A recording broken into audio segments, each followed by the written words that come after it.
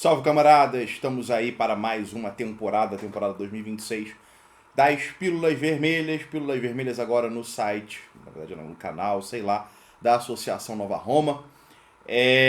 Como diz aí o Al Pacino, a terceira parte do Poderoso Chefão, justo quando eu achei que estava fora, eles me puxam de volta, né?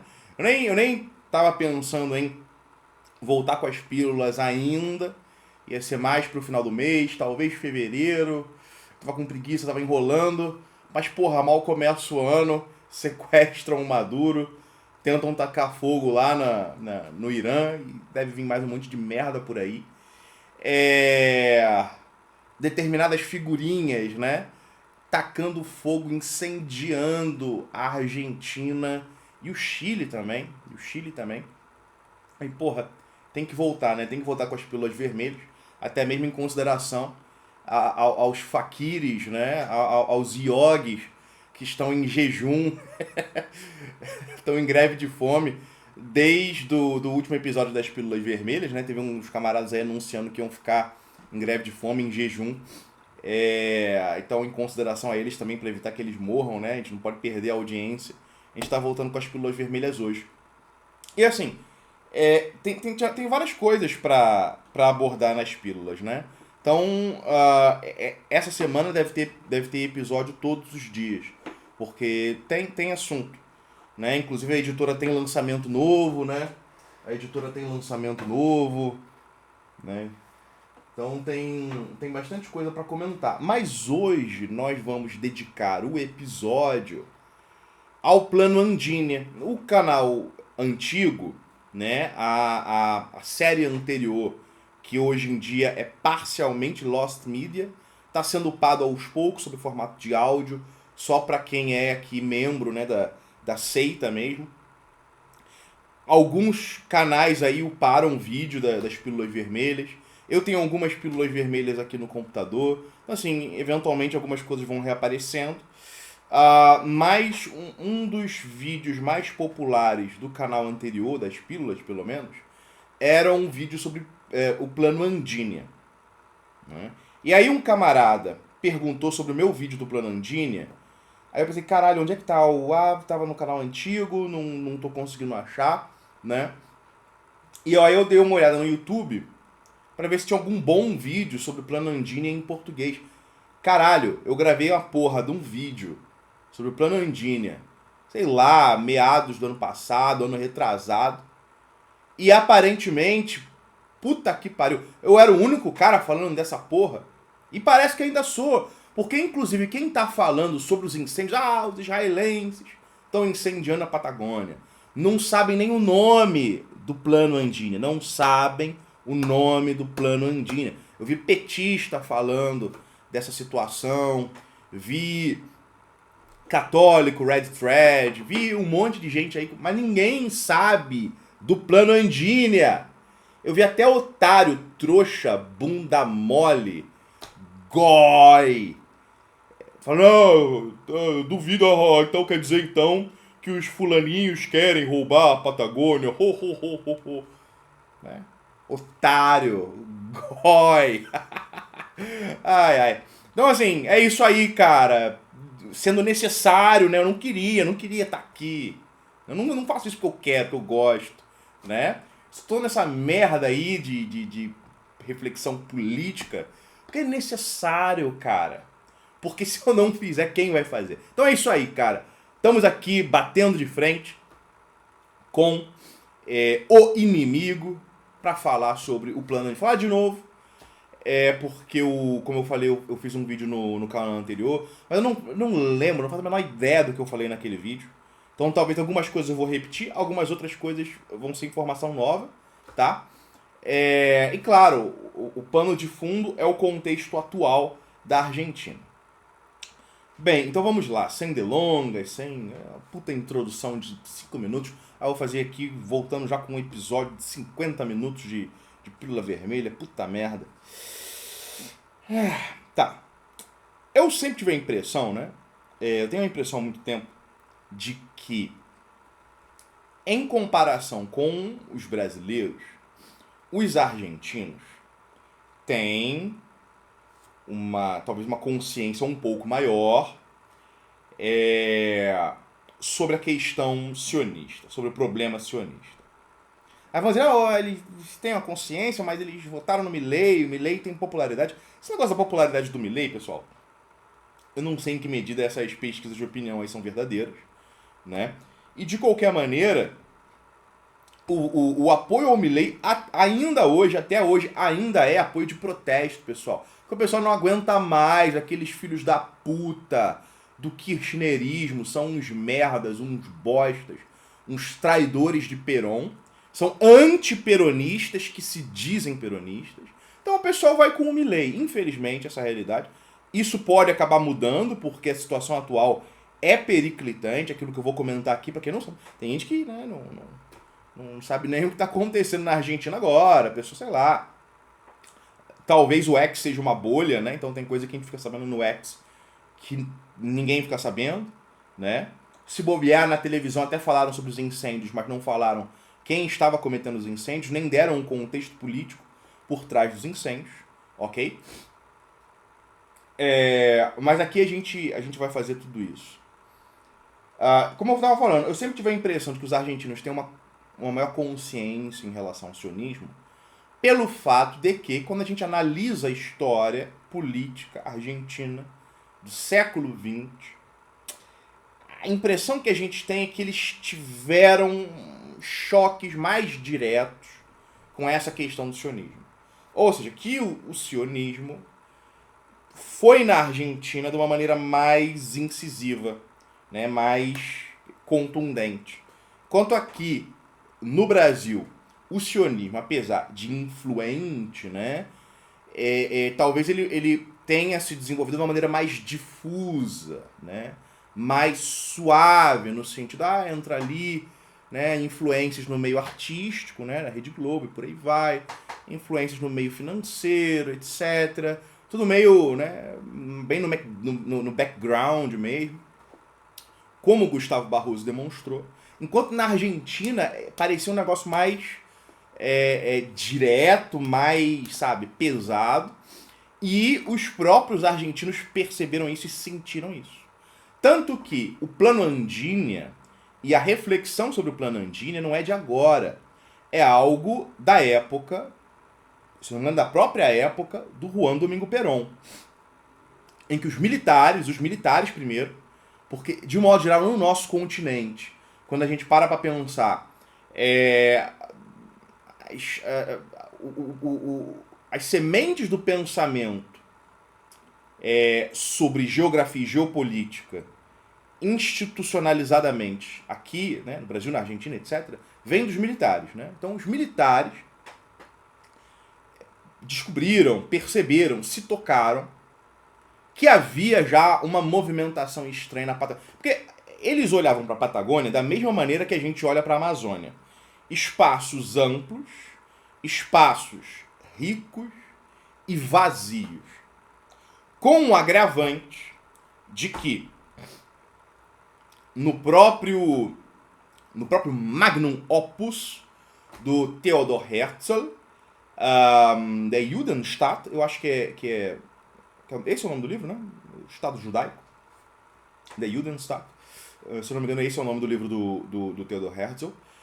Ali já se fala, já se aborda a possibilidade da Patagônia como uma pátria para o povo judeu, em alternativa à Palestina, por se considerar que talvez ali a Palestina não fosse tão segura, pelo fato de que havia outros habitantes ali, né? Os árabes habitavam ali em grandes quantidades. Então a gente poderia dizer que o próprio Theodor Herzl já apresentava essa alternativa. E de fato, quando a gente pensa no movimento de colonização e assentamento financiado, por exemplo, pela família Rothschild, principalmente, né, e seus vários ramos, os seus aliados, etc., a gente nota, inclusive, uma divisão. Porque o ramo britânico da família Rothschild começou o financiamento dos assentamentos judaicos na Palestina. Enquanto o ramo francês da família Rothschild iniciou ali, fez o financiamento da imigração, né, de judeus para a Argentina, com já, né, num primeiro momento, mas pouco, porque de modo geral era só um financiamento da imigração, mas também uma outra aquisição de propriedade, né, ali mais para o sul da Argentina, perto da Patagônia, ok? Mas isso avançou muito pouco. Por que isso avançou muito pouco? Porque no próprio governo do Perón e nos governos subsequentes, havia muitas limitações para a aquisição de terras por estrangeiros, né? Não era, é por isso que, por exemplo, nessas imigrações que aconteceram de fato para a Argentina, acabou que não se conseguiu, né, construir, gerar uma massa crítica na Patagônia, e os imigrados acabaram ficando concentrados na Grande Buenos Aires, tá? Porque não era possível, no período Perón, simplesmente não era possível para estrangeiros adquirirem terras ali na Patagônia, tá? Tá, ok, a gente não vai seguir a risca aí, a cronologia, a gente pode avançar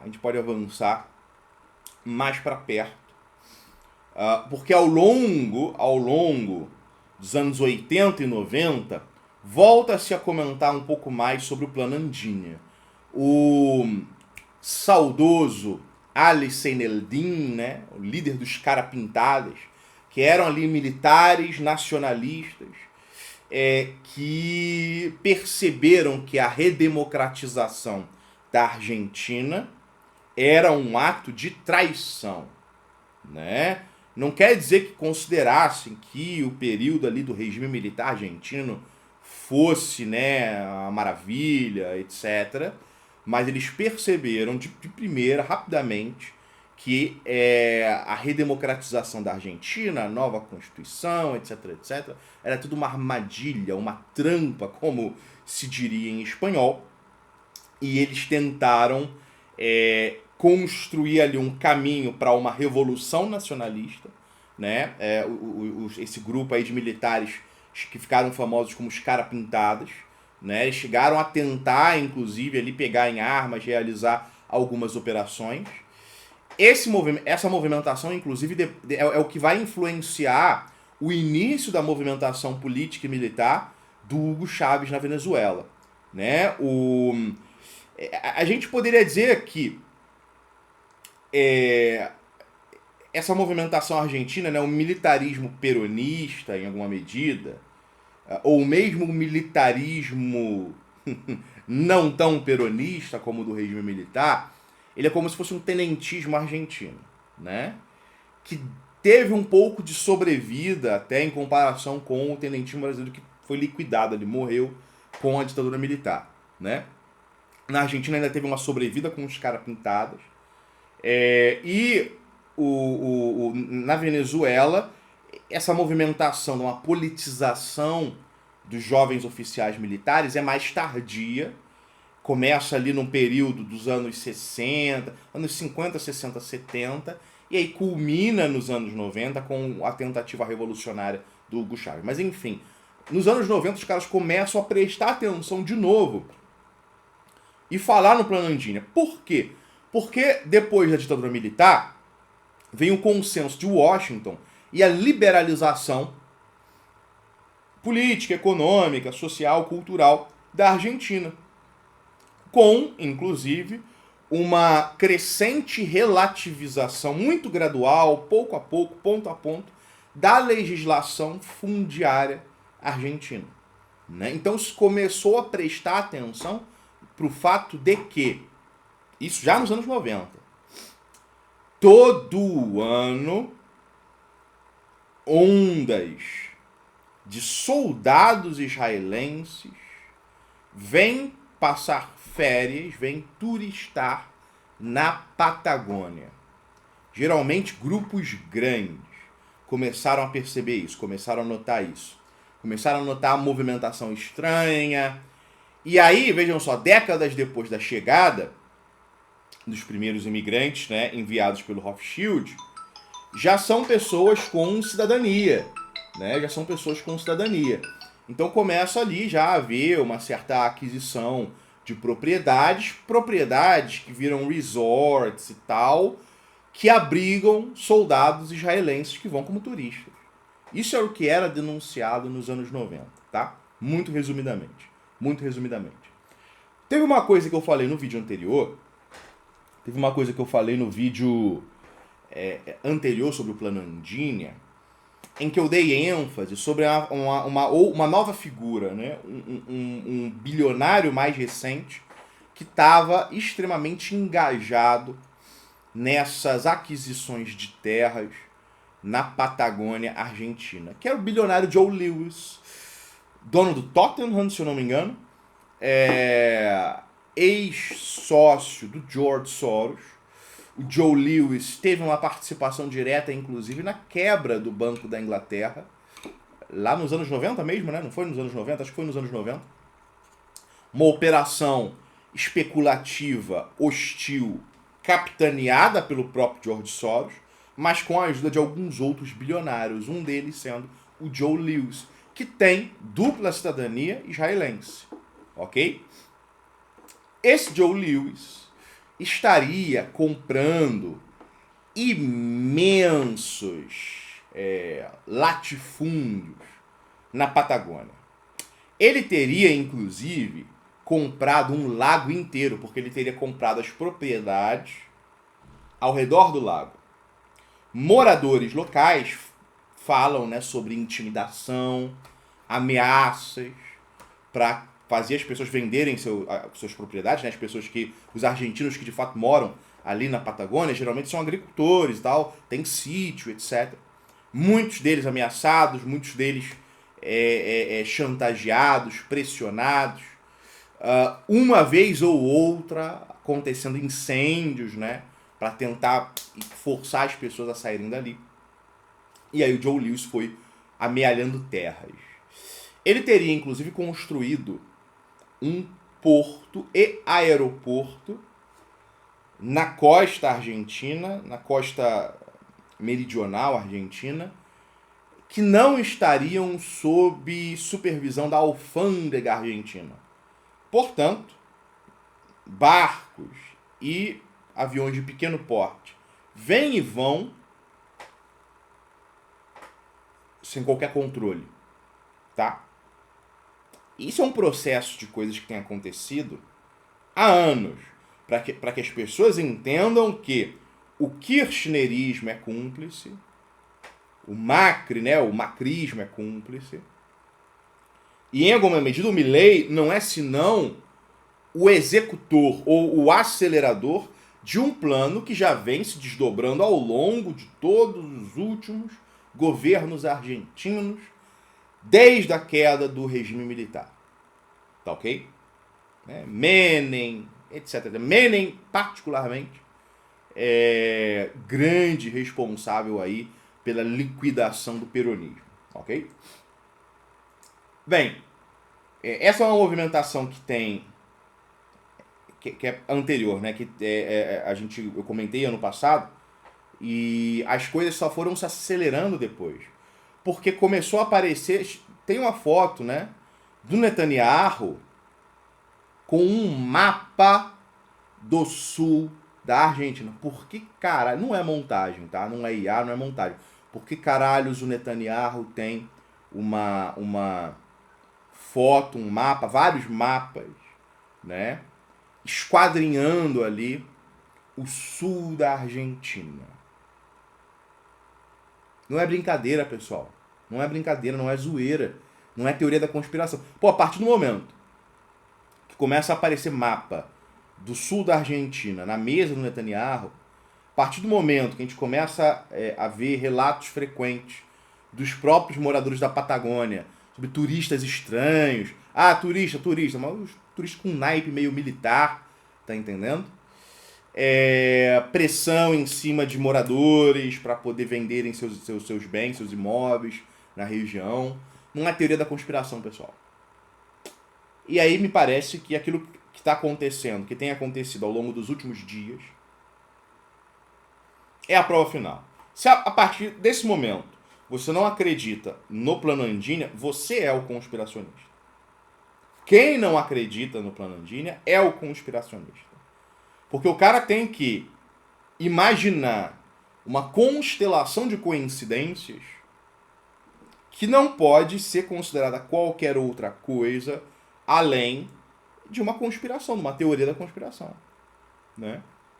Porque, vamos lá, para quem tava aí com a cabeça enfiada aí num buraco no chão ou coisa do tipo, ao longo dos últimos dias, a Patagônia vem passado por incêndios históricos, inéditos, inauditos, sem precedentes.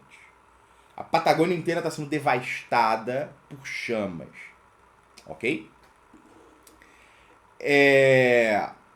E aí a gente tem informações que começaram a aparecer, ou que foram recordadas. Pelo seguinte, algumas semanas atrás, a Argentina modificou a sua legislação fundiária, né? Ela liberalizou ainda mais, né, abrindo ainda mais a possibilidade de estrangeiros adquirirem terras, e mudou também, retirou a proibição, porque existia uma proibição, porque a gente sabe que o incêndio, às vezes, é uma prática que às vezes, um produtor rural utiliza, e por aí vai.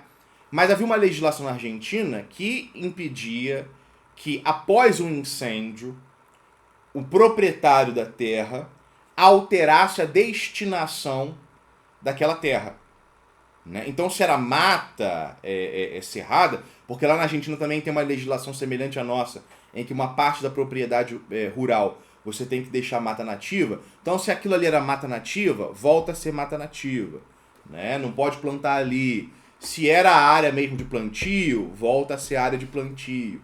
E assim por diante. Não pode simplesmente mudar ali subitamente a relação com a terra, né? Isso é para garantir, para desincentivar, né, a instrumentalização de incêndios, a realização de incêndios criminosos para fins inescrupulosos, ok? O Milei revogou isso tudo no final do ano passado, caralho. Final de 2025, está no começo de 2026. O cara revogou isso tudo. Como eu falei, liberou a aquisição de terras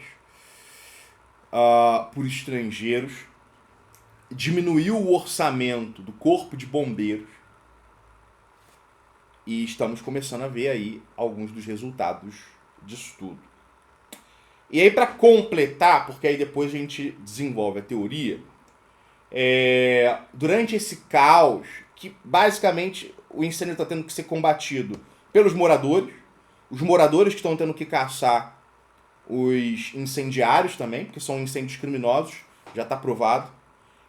O Estado argentino praticamente não está oferecendo ajuda, são os moradores que estão tendo que se resolver, se virar. Acharam granada de fabricação israelense no meio do mato, né, entre ali no meio do incêndio, né? Acharam armas israelenses e, de fato, capturaram, prenderam, encontraram alguns turistas ali, a maioria dos quais que dispunha ali de passaporte israelense, né? Já está comprovado. Tinha vários turistas ali, vamos colocar da seguinte maneira, suspeitos de terem iniciado focos de incêndio, e a maioria desses turistas era ali de cidadania israelense, certo? Está sendo noticiado na internet inteira, pelo menos na internet semi-livre, né? E falar internet livre hoje em dia é uma piada, né? Mas na internet semi-livre, tipo X, isso está sendo bastante noticiado. Qual que é a teoria? A teoria é de que o Milei eliminou os mecanismos legais e institucionais que dificultariam a difusão de incêndios ou atrapalhariam, né, que poderiam eliminou os mecanismos que ajudariam, por exemplo, a limitar incêndios ou a combater incêndios, sabendo ou não do que estava fazendo, né, sabendo ou não do que estava fazendo exatamente, porque, muito claramente, esses incêndios são uma maneira de desvalorizar a terra, né, de pressionar os produtores, os proprietários, os latifundiários ou minifundiários da região a venderem tudo aquilo que tem, na medida em que tudo tenha sido destruído pelas chamas, e eles venderão barato, porque é terra queimada, é terra calcinada, tá? Então, a terra ali desvaloriza, isso facilita a aquisição de terras por israelenses privados ou mesmo por empresas israelenses, por conglomerados israelenses. E nisso se avança a colonização da Patagônia por Israel e, portanto, se avança o Plano Andínia. A situação, para vocês verem o quão ridícula ela é. Enquanto isso acontece, o Milei não só não teve nenhuma manifestação, não se manifestou sobre os incêndios da Patagônia. Ele não se manifestou nem para atribuir a outra responsabilidade. Ele apenas não falou nos incêndios na Patagônia. E o governo argentino está preparando ali uma alteração no Código Penal para criminalizar especificamente o antissemitismo. Sendo que a definição utilizada ali de antissemitismo vai ser a definição, aquela ampla definição dada aí por agências sionistas, né? Através pelas quais antissemitismo é você negar, né, o direito aos judeus de um estado étnico na Palestina, né? Você dizer que existe lobby sionista e assim por diante. Essa aí é a definição hoje de antissemitismo, essa que vai ser transformada em crime lá na Argentina. Tudo muito claro, não é? Tudo muito claro. O governo argentino não apenas não está combatendo os incêndios, cortou o orçamento dos bombeiros, liberou a aquisição de terras, tirou os desincentivos a incêndios, e agora vai criminalizar quem falar no Plano Andínia. Porque é óbvio que, historicamente, o lobby sionista sempre tratou o Plano Andínia como uma teoria da conspiração antissemita. Uma teoria da conspiração antissemita. Um conspiracionismo antissemita. Portanto, agora, quem falar nele, né, isso não foi aprovado ainda, não foi aprovado. Pode ser porque o Milei tem uma forte presença no Congresso argentino.